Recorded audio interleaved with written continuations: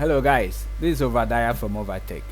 Quick one, we are going to learn how to convert the Windows 11 context menu from the new one to the old one.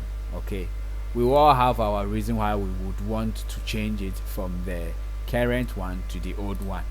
For once, I would want to right click an image and see the print view here or the print option here without coming to more before I see the print menu here. I would want to right click and then I see print to print.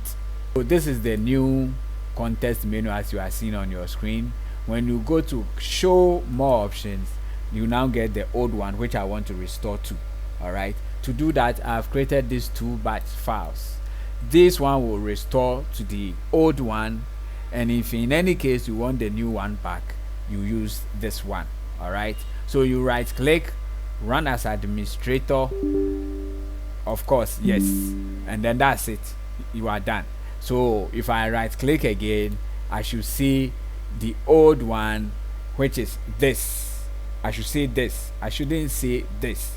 Although the command is effective right now, you will have to restart your computer for it to take effect, or you will have to reset your explorer, your file explorer. So I don't want to restart the computer entirely, so I will go to my task manager here. I will look for my file explorer, which is here, and then I'll click on restart task. So just like that, I have been restored to the old Windows 11 context menu, where if I right click, you see I'm getting this option. Before, if I right click, I don't get this option.